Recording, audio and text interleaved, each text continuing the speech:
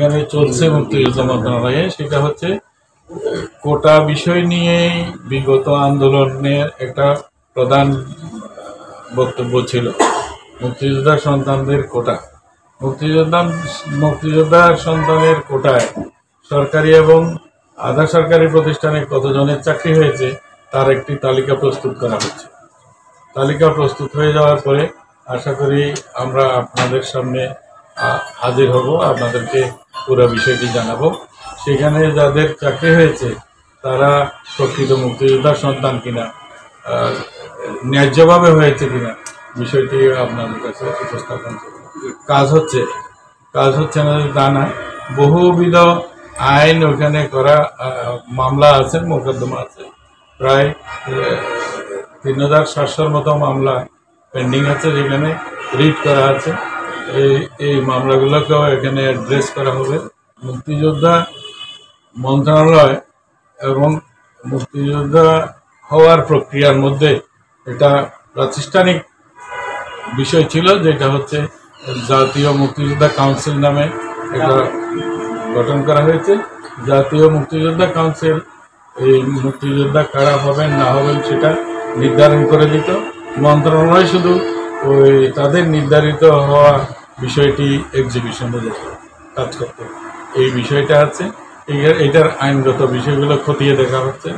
এখানে আগে এগুলি সম্পন্ন হওয়ার পরে আপনারা যেটা বলছেন, বহু জায়গা থেকেও এরকম অভিযোগ আসছে, ভুয়া মুক্তিযোদ্ধা হয়েছে। মুক্তিযোদ্ধার সংজ্ঞার ক্ষেত্রেও আপত্তি আছে। সেগুলি সম্পর্কে আমরা যখন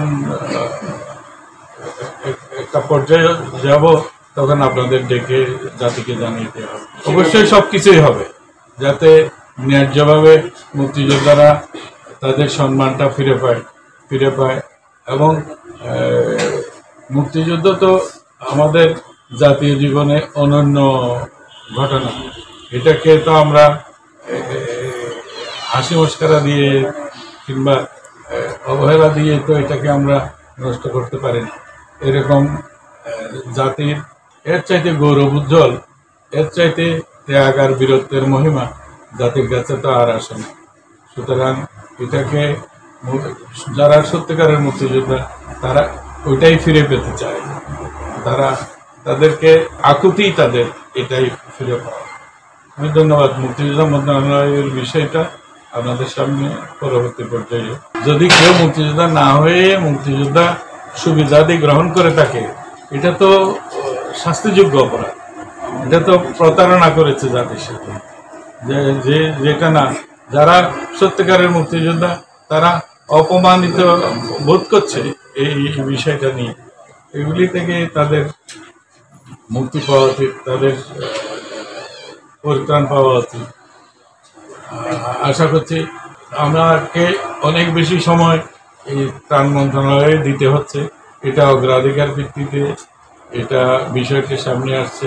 বন্যা দুর্যোগ হয়েছে, সেটার থেকে পরিত্রাণের এবং পুনর্বাস, আমরা যে সরকারি অ্যাসেসমেন্ট বিগত বন্যা এখনো সম্পন্ন হয় না, এটা হচ্ছে, এটা সম্পূর্ণ হয় না, কিছু কিছু জায়গা থেকে আসছে। তো এরা পরিপূর্ণভাবে এখনো আমাদের কাছে ক্ষয়ক্ষতি নিঃস্বার্থ করা হয়।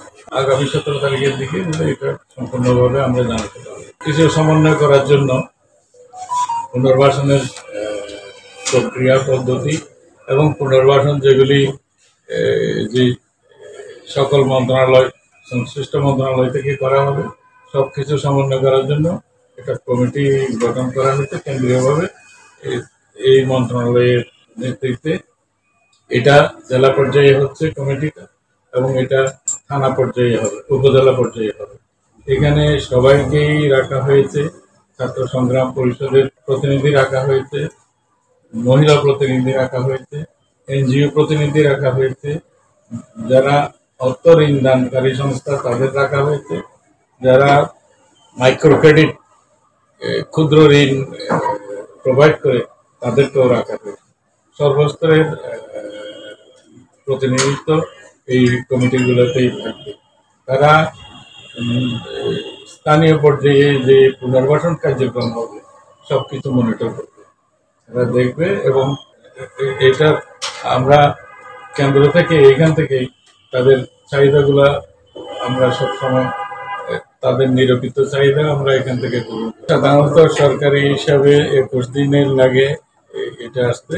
এটা কিছু কিছু জায়গা থেকে এসছে এবং সব মন্ত্রণালয় সমন্বয় করে পরিপূর্ণ করে রাখতে আরো ইন্টারমিনিস্ট্রিয়াল মিটিং আছে 17 তারিখে, তখন ওখানে সম্পূর্ণ হিসাবটা পাওয়া যাবে।